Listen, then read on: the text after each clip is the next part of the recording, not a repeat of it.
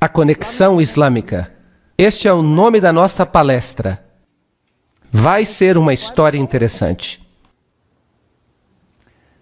A religião islâmica cresceu muito hoje. Ela tem umas características fascinantes. É uma religião exclusivista. Ninguém de fora entra. Se ocorrem peregrinações a Meca, somente os adeptos da fé islâmica podem comparecer a essas peregrinações. É uma religião exclusivista. O evangelismo é totalmente proibido nas nações islâmicas. Essa religião tem total domínio dos territórios que ela controla. Agora, o que é o Islã?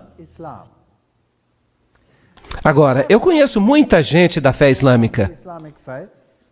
Como professor universitário, eu já lidei com muitos alunos que são islamitas. E eu posso lhes dizer que eu tenho muito respeito por eles. Eles são sérios sobre sua fé, eles são conscienciosos, eles creem que estão fazendo a coisa certa, eles têm uma estima bem elevada acerca daquilo que é certo, eles sabem o que é errado, eles defendem seus princípios. Aqueles que propagam a fé islâmica têm ideais bastante elevados. E eles são leais, como ninguém mais. De todos os meus alunos, eu posso honestamente dizer que aqueles que vieram de uma fé islâmica, eles são leais além do que eu possa descrever. Então, deixem-me fazer um elogio a eles. Vocês vão se lembrar que nas palestras passadas, que havia dois aspectos na religião dos Cavaleiros Templários. Um para as massas, para os não iniciados. E de acordo com Morais e Dogmas, todos os testemunhos quanto a essa questão indicam que era o catolicismo. Então, o mundo externo, eles seguem o catolicismo, mas o círculo interno esotérico, eles seguem a Lúcifer. Isso aconteceu com o catolicismo. Vocês acham que é possível que a mesma coisa esteja acontecendo com a fé islâmica? Que há um círculo interno e um círculo externo, que o círculo interno tem uma religião, enquanto o círculo externo tem uma religião para as massas. Na fé islâmica, e que haja uma organização central que esteja controlando os dois.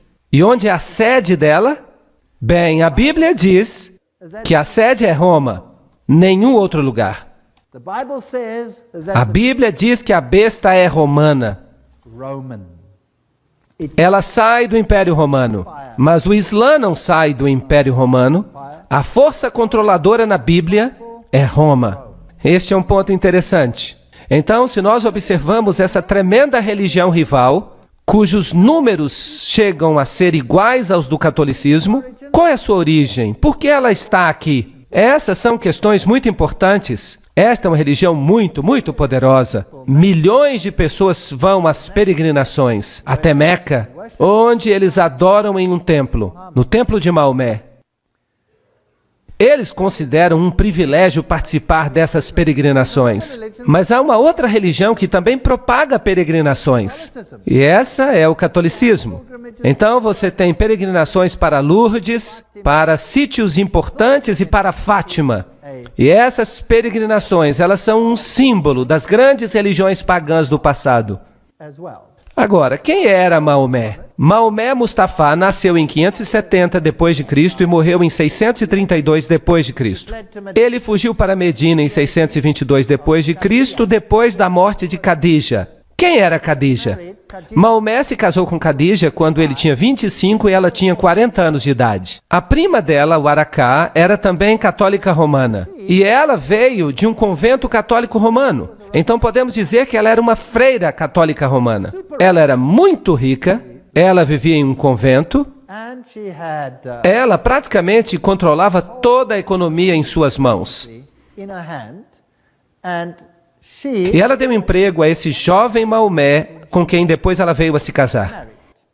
Maomé marchou até Meca em 630 d.C., 2 anos antes de morrer, e 4 anos antes de Omar se tornar califa. E o Corão foi compilado em 650 depois de Cristo. Maomé não sabia escrever e por isso ele contratou um escriba que escrevesse tudo aquilo que ele viu e ouviu. E o Corão é diferente de qualquer outro tipo de literatura religiosa porque ele foi um livro totalmente ditado. E eles ensinam que ele não foi apenas transcrito por um profeta, mas que ele foi um livro ditado diretamente por Deus e por isso deve sempre permanecer na sua língua original, o árabe. É isso que eles ensinam na religião islâmica.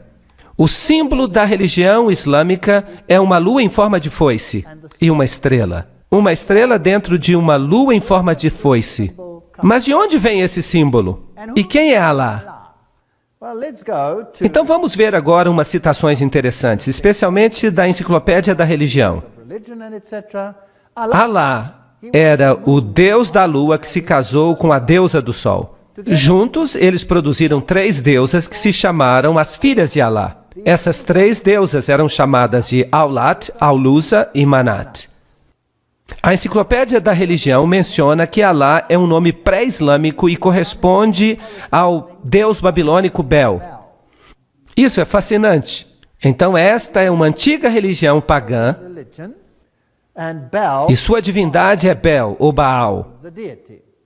E nós lemos em Morais e Dogma, página 451, que a palavra árabe Aldebaran significa a estrela principal ou guia, e só poderia ter recebido este nome porque ela precedeu ou guiou todas as outras. O ano, então, abria com o sol em touro, e uma grande quantidade de esculturas antigas, tanto na Síria quanto no Egito, onde o touro aparece com lunetas ou chifres crescentes, e o disco do sol entre eles, são diretas alusões ao importante festival da primeira lua nova do ano. E havia por toda parte uma celebração anual do festival da primeira lua nova, quando o ano abria com sol, ou sol, e luna, ou lua, em touro. E aqui está o símbolo de touro. A combinação do crescente e do disco sempre representa a conjunção do sol com a lua. Isso significa basicamente que estamos lidando com 2 divindades, uma feminina e outra masculina.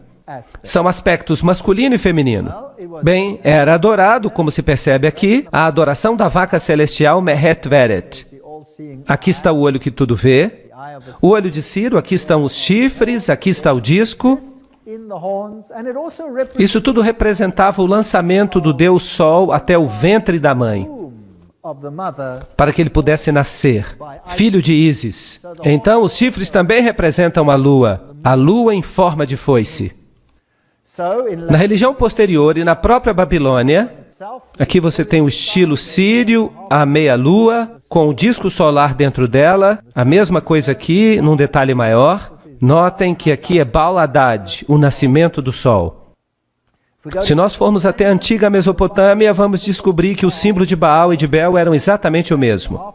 Uma meia-lua com uma estrela dentro. Uma representação do nascimento do sol. Ísis e Osíris, os aspectos masculino e feminino. Este aqui, então, é de Astoret e Tamuz, ou Ísis e Horus, macho e fêmea. A mesma coisa nós encontramos no Egito, como já discutimos antes. Trata-se da adoração de Baal, da adoração de Lúcifer, em seu aspecto masculino e feminino. E vejam que no papado nós encontramos a mesma coisa, porque o Papa hoje é o representante da religião babilônica. Vejam que quando ele celebra a missa, ele tem um disco redondo, a hóstia, a forma circular é um símbolo de Baal, e depois da missa ele é colocado então sobre uma meia-lua. E aí você tem o nascimento do sol. Essa forma então é um simbolismo disso. Veja aqui um outro receptáculo para a hóstia. Tudo representa o nascimento do sol. Então, o catolicismo usa o símbolo da meia-lua com um disco do sol dentro.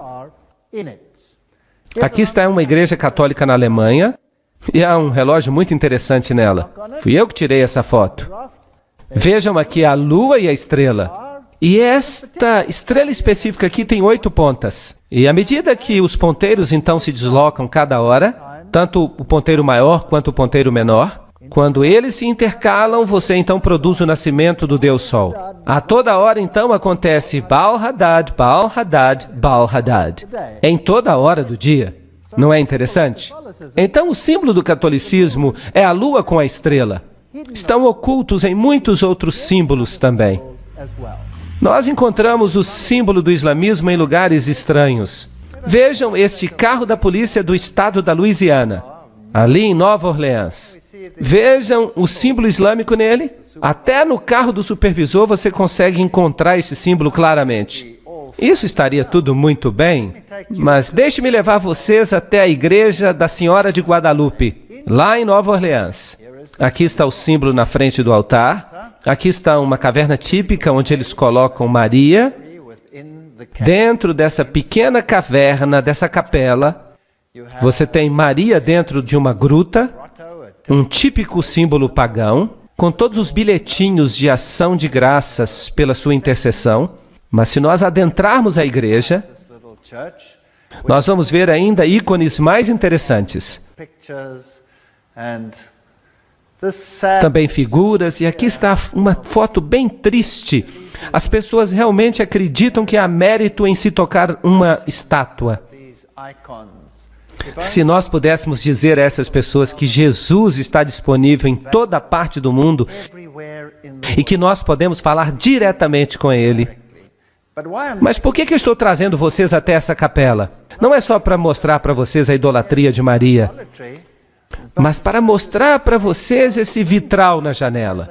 Vocês percebem o símbolo do islamismo bem aqui. E para disfarçá-lo, eles dizem que é apenas uma representação do símbolo da polícia de Nova Orleans. Agora, o que a polícia tem que ver com o local de adoração? Isso é só um pretexto para que se traga esse símbolo para dentro da igreja. Agora, se você quiser fazer um uso correto do símbolo islâmico, você tem que virá-lo de cabeça para baixo, porque a lua é o símbolo do útero, de cabeça para baixo, como na situação do nascimento. Agora, aqui está feito de maneira correta. Você percebe que se você invertê-la, então fica a posição correta. E esse símbolo é encontrado em inúmeras igrejas católicas sob os pretextos mais variados. Essa religião antiga existia antes do islamismo. Os iniciados nessa religião, como nós vimos em Morais e Dogma, eles pertenciam ao círculo interior, como por exemplo o bispo de Alexandria. Esses eram os iniciados que abraçavam a religião antiga. E eles eram cristãos, pelo menos de nome, porque de fato eles não eram cristãos. Eles só diziam isso para as massas, o catolicismo. Mas eles tentavam de todas as formas erradicar a verdadeira forma da religião cristã. E tentaram também erradicar a palavra de Deus. E nós vimos que eles fizeram isso alterando-a. Agora, o Islã entra em cena muito tempo depois disso. Então, os verdadeiros iniciados eram encontrados no cristianismo antes de eles estarem no islamismo. E eles estavam em dois lugares principalmente, Alexandria e Roma. A cidade de Alexandria foi eventualmente ganha para o cristianismo. E o bastião, aquela grande biblioteca, foi eventualmente destruída. Então, a sede da religião ocultista se tornou a cidade de Roma. Então, Roma, basicamente, é a sede de todo o conhecimento oculto antigo, mesmo antes da chegada do islamismo à cena. Isso é um fato. E esse antigo ocultismo tinha um inimigo potente. Quem era o inimigo? O cristianismo. O cristianismo estava crescendo em todos os lugares onde os discípulos o ensinaram. O cristianismo estava crescendo no coração do Oriente Médio, na Ásia Menor, até os confins da Índia, diz a Bíblia, no norte da África. Nesses lugares, a verdadeira doutrina cristã prevaleceu. Guardavam o sábado. Só em Alexandria e Roma não se guardava o sábado. Alexandria logo desapareceu como sede e o sábado não era guardado em Roma. É uma história interessante. Então, o símbolo que o catolicismo usa é a estrela e a lua em forma de foice. E notem que esta estrela é exatamente igual à que é usada no islamismo. Não é interessante? Eu fico imaginando quem fez a outra surgir. Obviamente, quem veio primeiro faz surgir quem veio depois, e não quem veio depois faz surgir quem veio primeiro. Não está certo? Então, no catolicismo, nós encontramos uma meia-lua, uma lua em forma de foice com as divindades dentro. E nós descobrimos que Maria se torna a substituta de Jesus como mediatriz de todas as graças. O único mediador do cristianismo é substituído por Maria. Aqui neste mosteiro católico, Cristo coloca a cruz de espinhos na cabeça de Maria e ela tem os buracos de prego na mão. E sempre representam a Maria saindo de uma caverna. Os antigos deuses sempre saíam de cavernas. Loyola, o jesuíta, recebeu toda a sua informação numa caverna. E é interessante que Maomé também recebeu toda a sua informação em uma caverna. Isso é paganismo. Isso nada tem que ver com o cristianismo. E nós vemos nos países islâmicos, esta daqui, há uma estrutura estranha aqui e uma estátua de Maria sobre ela. Maria teria feito uma aparição ali como uma pequena gazela. Mas antes de o rei a abater, a gazela se transformou em Maria, que lhe disse que construísse ali um mosteiro. E ele fez isso. Aqui está o mosteiro, bem no alto de uma colina. Agora, eu sempre fico interessado quando encontro um mosteiro no alto de uma colina, porque as colinas elevadas eram o lugar de adoração do paganismo. Era onde faziam os sacrifícios aos deuses pagãos. É interessante que todas as catedrais do mundo foram construídas em locais pagãos. Até mesmo o Vaticano. O Vaticano foi construído num lugar pagão de adoração. Nada mudou. Então, quando eu cheguei até este lugar, no Oriente Médio, então eu comecei a procurar pelos lugares antigos de adoração e eu estava certo. Aqui, por exemplo, estão os 3 arcos. Isso significa que havia sacrifícios antigos aos deuses pagãos aqui.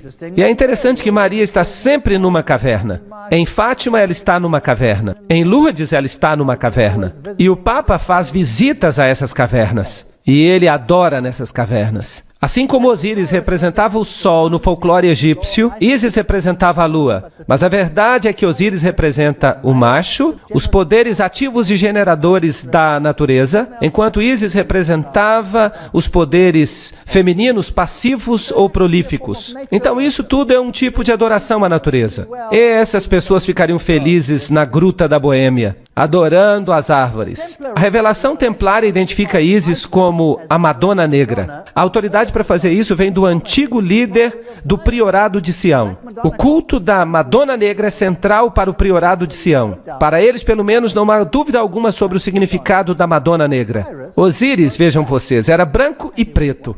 Ele era adorado como negro e adorado como branco. E Maria é adorada como uma Madonna negra e uma Madonna branca. Então nós temos todas essas nuances interessantes. Os hititas também usavam o símbolo da meia-lua e da divindade solar. E este símbolo é usado hoje nada mais, nada menos do que pelas Nações Unidas. Vamos fazer uma viagem até um país islâmico hoje. Aqui está uma catedral católica em Amman. E eu estou tirando uma foto dessa catedral católica dentro de uma mesquita. E eu estou dentro da mesquita tirando uma foto dessa catedral católica que fica bem em frente dela. É interessante como a Igreja Católica e o islamismo ficam lado a lado em todos os países islâmicos. Todas as vezes eu fico surpreso de ver a mesquita e a catedral, uma do lado da outra. Mas se você souber que por trás dos bastidores, essas duas religiões são a mesma coisa. Então, se eu observo esse simbolismo, do lado de fora da Catedral Católica, eu tenho o símbolo do Sol. É o símbolo da adoração ao Sol. E a cruz, é claro, também símbolo do Deus solar. E aqui está o símbolo do Sol. Eu atravesso a rua e eu vou até a grande mesquita de Abdullah, uma das melhores, construída pelo rei Abdullah. No portão você tem os símbolos do Sol. É o mesmo simbolismo, a mesma religião. E lá no alto aqui você tem o símbolo da meia-lua. O mesmo símbolo que a Igreja Católica tinha no relógio. Era um símbolo de Baal, ou Bel. Dentro da mesquita, claro, não há bancos, porque no islamismo você se ajoelha no chão, você se prostra ali. E se você observar essa cúpula gigantesca, você percebe os raios do sol. É um edifício magnífico. As roupas islâmicas Você pode olhar para as velhas freiras católicas e vocês vão perceber que as roupas são idênticas. As freiras católicas usam a mesma roupa que as mulheres islâmicas usam, aquelas que pertencem à fé ortodoxa. Aqui está a grande mesquita de Damasco, fascinante. Dentro da mesquita, lá dentro há este altar. E aqui está um homem islamita orando neste altar. Para quem que ele está orando? Será que é para Alá? Não, ele está adorando uma relíquia dos mortos. Porque esse é o altar de ninguém mais nem menos do que João Batista. Agora, se você sabe alguma coisa a respeito dos joanitas, e nós já falamos deles, se você escuta o nome João, você pensa no joanismo e você pensa nas sociedades secretas. Tudo isso misturado nos bastidores. Eles alegam que aqui está a cabeça de João Batista. Então, neste altar islâmico, em Damasco, é a mesquita mais velha e mais ilustre do mundo. Aliás, naquele país. E eles dizem que ali está a cabeça de João Batista, mas felizmente a Igreja Católica tem uma igreja que diz que tem o braço de João Batista. Eu fico dizendo que eles deviam se combinar para formar o corpo de João Batista de novo. Por trás dos bastidores, tudo é a mesma coisa. Dentro da mesquita, as mulheres, elas não são muito importantes. Elas ficam relegadas aos lados, os homens ficam no centro. Estão orando ali com uma espécie de terço, e no catolicismo você também usa o terço. Você usa o rosário. O islamismo é uma religião muito solene. Alguns dos sons dessa grande mesquita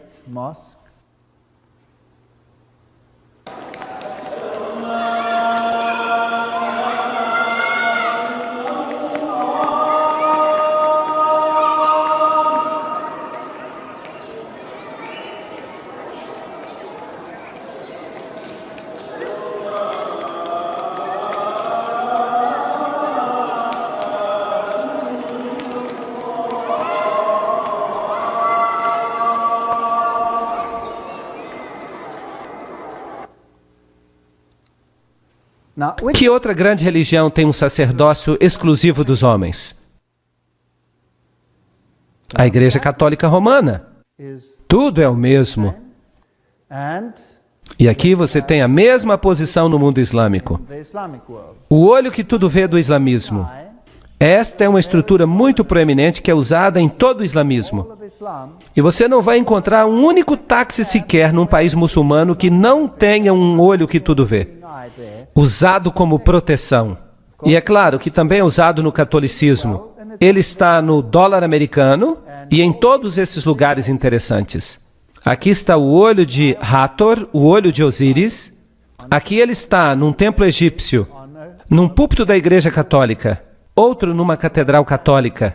O autor maçônico Carl Clary escreve: este é um dos mais antigos e mais difundidos símbolos que representam a Deus. Nós o encontramos no Egito, na Índia. O olho aberto do Egito representava Osíris. Na Índia, Siva é representado por um olho. E a enciclopédia da maçonaria diz que o olho que tudo vê é um importante símbolo do Ser Supremo, tomado emprestado pela maçonaria da antiguidade. No mesmo princípio, os egípcios representavam Osíris.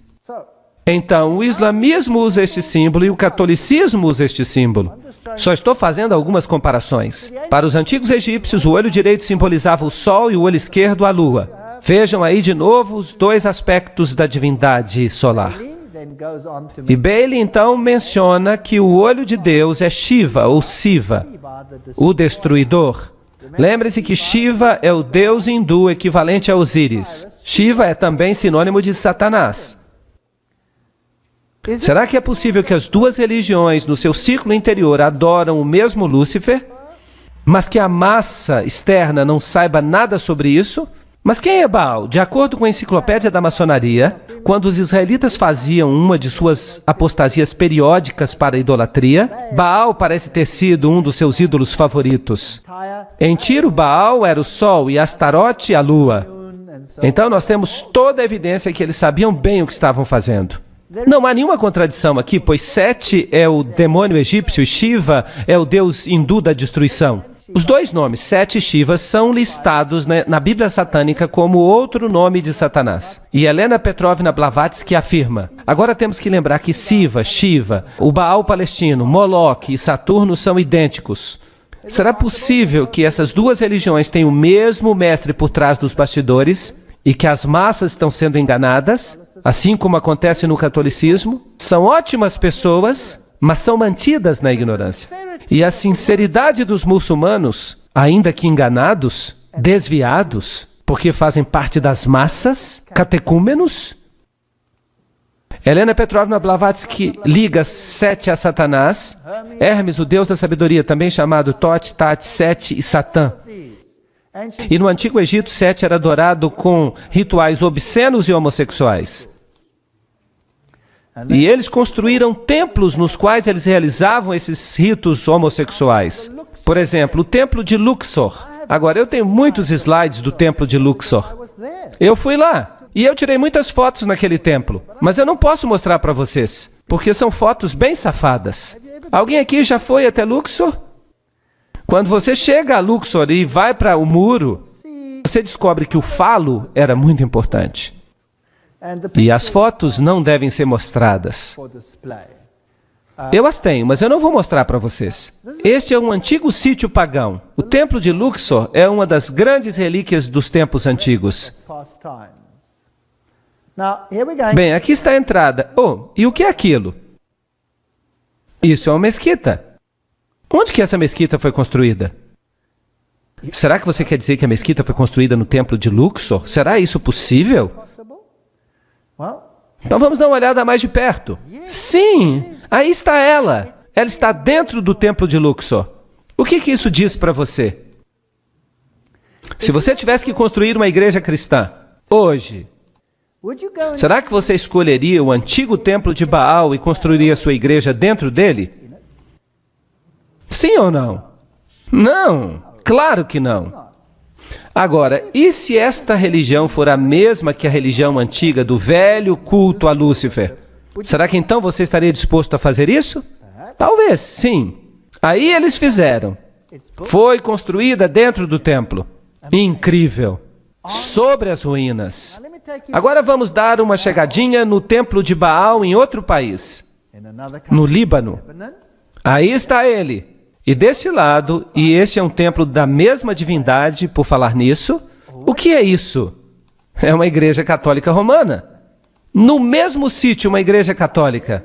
Aqui está a cruz e ali está o templo de Baal. Por que construir no mesmo sítio? Bem, eles têm os mesmos rituais. O catolicismo faz, o Islã também faz. Será que há um objetivo com isso? Se nós visitarmos algumas das igrejas católicas mais famosas, este aqui é o santuário de onde Maria supostamente ascendeu aos céus. Trata-se da grande catedral de Jerusalém. No chão você tem o grande círculo solar com todos os signos do zodíaco. E vocês sabem que Deus proíbe isso. Deus proíbe. E aqui está o lugar onde se deitou Maria. Antes de ela subir, é claro, para o céu. Ela não ficou morta ali. No chão você tem alguns símbolos pagãos. Você tem todos esses símbolos interessantes de suporte à hóstia e pentagramas de cabeça para baixo, tudo símbolo de Lúcifer. E então nesta pintura uma estrela interessante. De fato, nada mais são do que dois quadrados, um dentro do outro. E é com frequência que as divindades pagãs eram assim representadas. Dois triângulos, um dentro do outro, ou como dois quadrados, um dentro do outro. E esses dois quadrados, um dentro do outro, são representações de Ísis e Osíris. Vejam que estão dentro de uma igreja católica dedicada a Maria. Também no chão daquela catedral católica romana, você tem um barco, você tem as ondas, você tem o Quirô, e você se lembra que o livro Morais e Dogma nos disse que trata-se de um símbolo de Osíris. Isso significa que é um símbolo masculino fálico, e o barco representa o útero. É uma representação muito safada, mas num ambiente agradável. Ninguém saberia o que isso de fato significa. Ninguém poderia imaginar que aquele é um símbolo obsceno, a menos que você leia o que os maçons dizem a respeito dele. Isso não é interessante? O barco com o seu mastro na meia-lua era também a mesma representação. Aqui está uma catedral católica romana, construída como um barco fenício. Agora, o que um barco fenício tem que ver com a Igreja Católica Romana? A menos que ele represente o útero. Vamos pedir a Albert Pike que explique isso para nós. Albert Pike escreve que Ísis e Osíris, os princípios ativo e passivo do universo, eram geralmente simbolizados pelas partes genitais do homem e da mulher. O lingam da Índia era a união de ambos, bem como o barco e o mastro, e o ponto dentro do círculo. Tudo expressando a mesma ideia filosófica da união das duas grandes causas da natureza. Blá, blá, blá. Bem, nós estamos no caminho certo. Nós estamos descobrindo essas coisas na Igreja Católica. Dentro deste Templo dos Cavaleiros, nós já estivemos aí antes, mas agora eu quero mostrar outra coisa. Lembram-se que da última vez eu mostrei a águia de 2 cabeças? Mas agora eu quero mostrar para vocês o chão. Opa! O que é isto? Esta é uma estrela de 8 pontas. Agora, o que esta estrela representa? Bem, aqui está a estrela do Islã. Não é interessante? As duas estrelas são idênticas. As estrelas do Islã em formas diferentes. Então, nós descobrimos que há estrelas do Islã na Catedral Católica especialmente dedicada a Maria, e nós também a encontramos no mundo islâmico. Agora, como é que esta estrela foi criada? É simplesmente um quadrado dentro de outro quadrado. Aí está. Agora, se você quer a estrela de Davi, você pega um triângulo, coloque dentro de outro triângulo, e aí está. São símbolos sexuais, são símbolos ocultistas. Agora eu vou dizer para vocês a história interessante de um homem que disse que era um jesuíta, Alberto Rivera. E ele alega que o cardeal Bea, general jesuíta, lhe deu instruções pessoalmente sobre a origem do Islã. E de acordo com Rivera, a Igreja Católica começou o islamismo com o propósito de dominar os árabes e garantir a segurança de Jerusalém.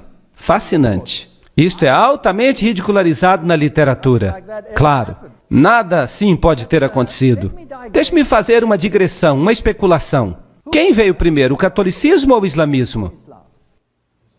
O catolicismo chegou primeiro. E o catolicismo tinha um grande problema. A Igreja Bizantina, no início, estava do lado de Roma, não havia dificuldade. De fato, o imperador bizantino elevava o pontífice romano, considerando o corretor de todas as heresias do mundo. Então, sim, a Igreja Bizantina e a Romana eram a mesma igreja no início. Mas depois de 1000 anos houve uma separação entre a Igreja Ortodoxa e a Católica. O patriarca ortodoxo se recusou a aceitar a supremacia do bispo de Roma. Então houve guerra entre esses dois grupos. E essa guerra continuou até depois da Revolução Russa. Mas agora a Igreja Ortodoxa começa a dizer: nós nos desculpamos. Desculpe. Então isso foi resolvido. Mas nos primeiros séculos do domínio católico, qual foi o grande problema do catolicismo?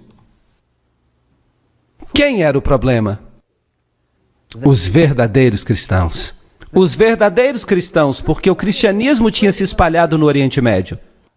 Não seria bom se estes supostos cristãos de Roma pudessem conseguir uma organização que erradicasse o cristianismo, substituindo por uma outra forma da sua própria religião, fundando uma organização. E eles são bons nisso. Quem foi que os jesuítas criaram?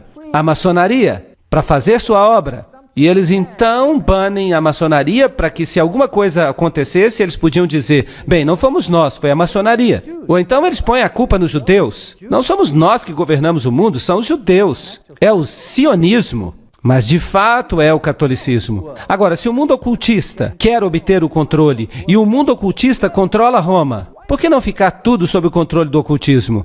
Não seria interessante? Eu só estou especulando. Eu não posso provar isso. Eu só estou dizendo o que Rivera disse, mas infelizmente ninguém deu crédito a ele. Então vamos olhar o que está acontecendo. Fátima é um lugar muito interessante, porque no passado o islamismo controlou a Espanha e Portugal. E aqui está o Papa em frente da estátua de Fátima. E vejam que aqui está o Templo de Fátima.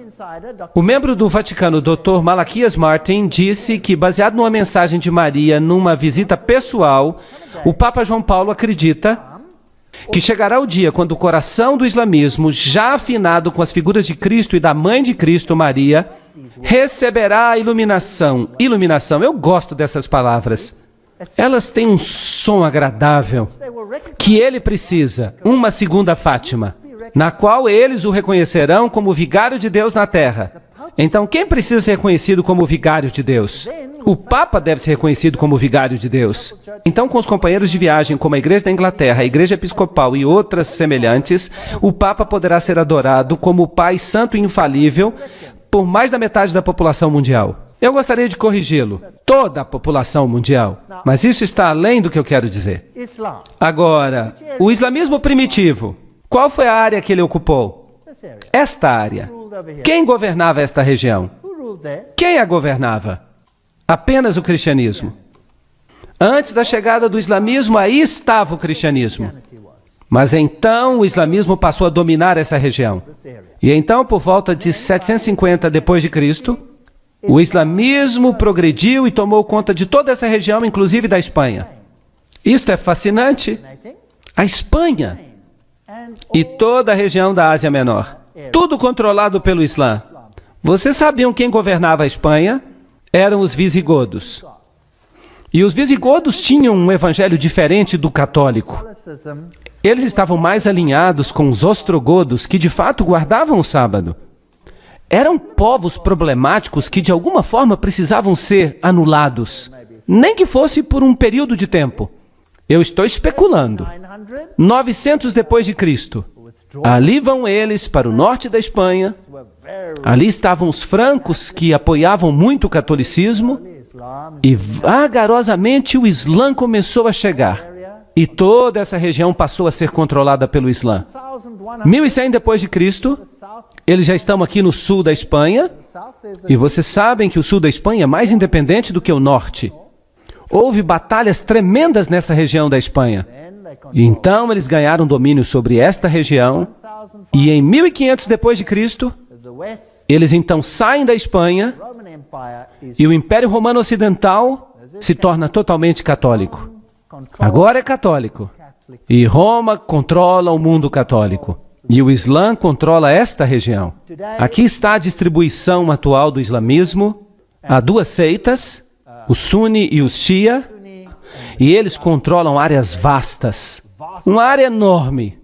Mas inicialmente, onde os cristãos estavam, hoje você pode dizer que é tudo islamita. Há uma história interessante que se conta, que as penas vermelhas vêm do fato de que eles as mergulharam no sangue dos cristãos. Eu não quero especular. Eu não sei se isso é verdade ou não. Eu não quero ficar especulando. Mas é interessante. Lembrem-se que Gary H.K. fala das antigas religiões de mistério, sob o controle dos maçons e dos Illuminati e do Concílio Mundial de Igrejas.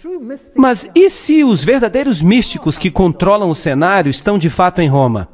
Mas e se eles controlam tudo, inclusive esta outra religião, através de pessoas de dentro? E se você monta o quebra-cabeças, com todas as referências que existem, há laços íntimos entre os templários e as sociedades secretas do islamismo. Os ismaílis, os karmatitas, os fatimitas, os drusos e os assassinos. Agora, os assassinos são interessantes. Eles estão dispostos a se matar para que possam obter alguma vantagem.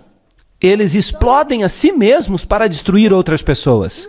Será que há algo assim hoje em dia? Sim, então nada mudou. A história se repete mais uma vez.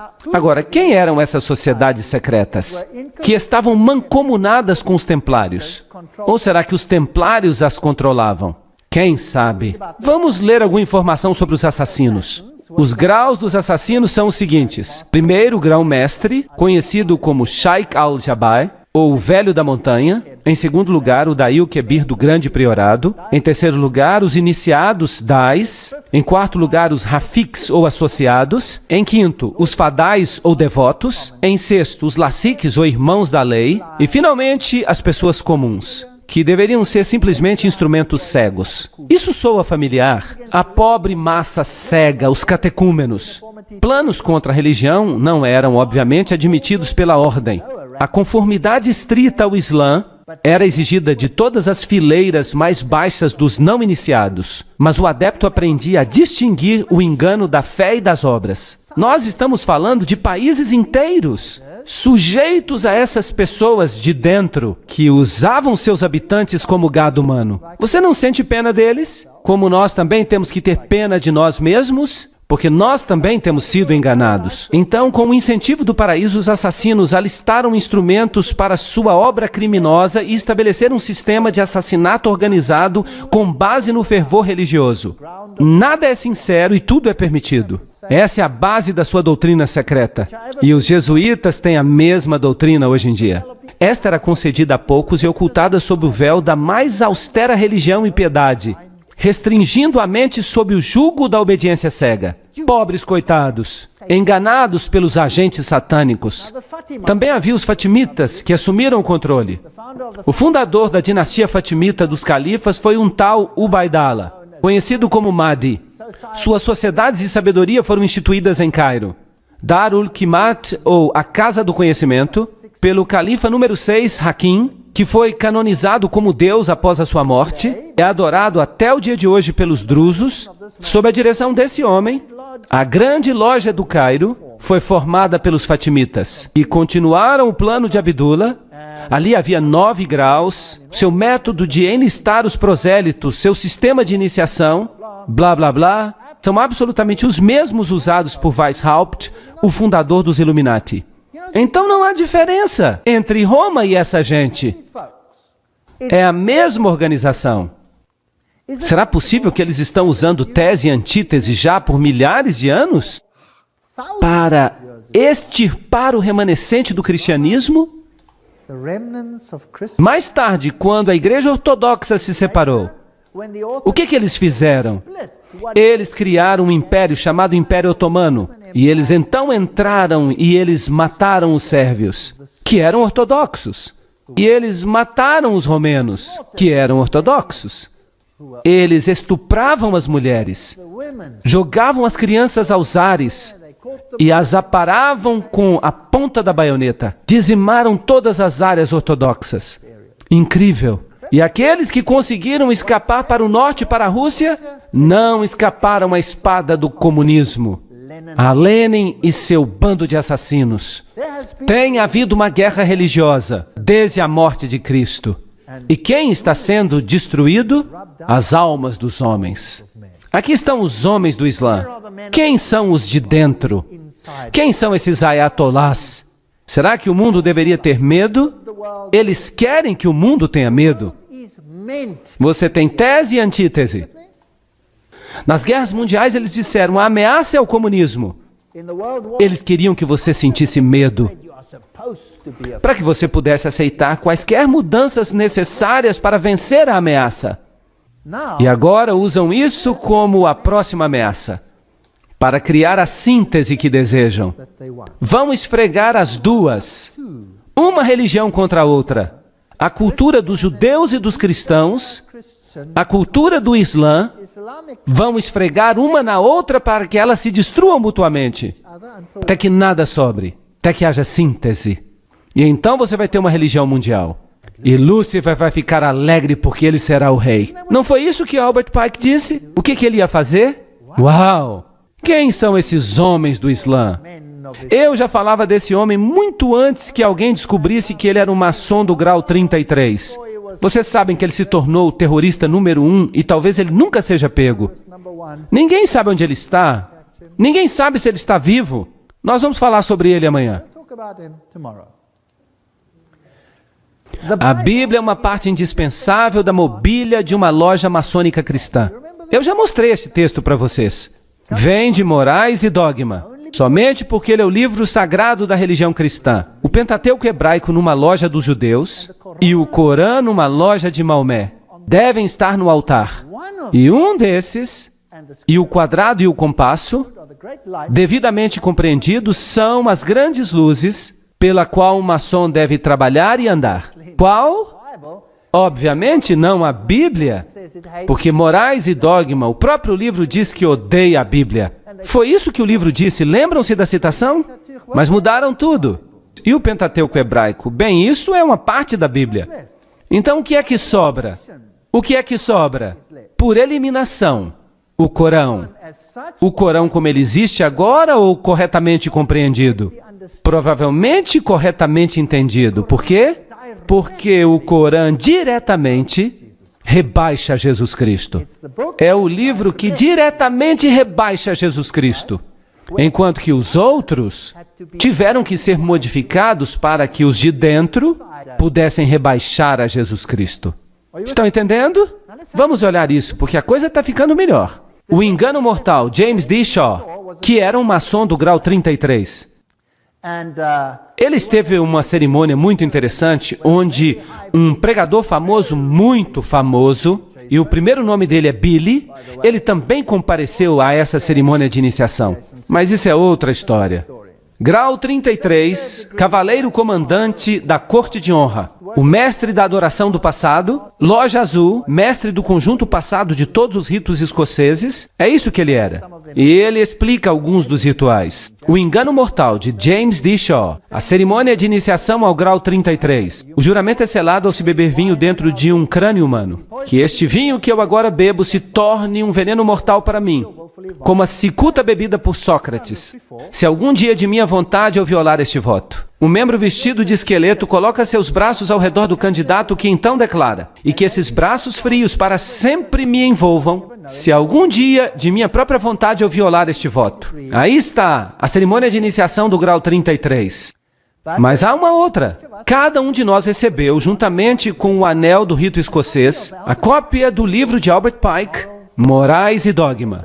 Você só recebe isso quando você entra para o grau 33. Eles nos disseram que este livro era a fonte da maçonaria e seu significado. Eles também nos disseram que ele jamais deveria sair de nossas mãos e de que arranjos deveriam ser feitos para que, no momento da nossa morte, ele fosse devolvido ao rito escocês. Felizmente, eu não tive que passar por este processo, mas eu tenho um livro desses. É muito útil. O que é que isso tem que ver com o Islã? Aí está o grau mais elevado da maçonaria. O que acontece aí, então? De novo, engano mortal. O rito escocês inclui 29 graus além da loja azul, culminando no grau 32.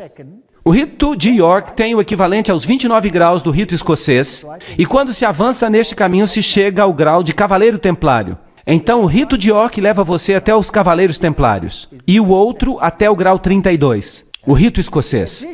Além disso, o altar, uma ordem árabe antiga, dos nobres do altar místico, encontra-se disponível aos maçons de grau 32 e aos cavaleiros templários que desejam participar. Então, a ordem mais elevada está disponível para que os membros dessas altas ordens se tornem participantes do altar. Agora, os membros do altar são da ordem árabe, e isso serve para os protestantes. É aí que a conspiração engrossa. Vocês acham que há uma ligação entre a maçonaria, os templários e o Islã? Entre o cristianismo e o Islã? Bem, eu acho que sim.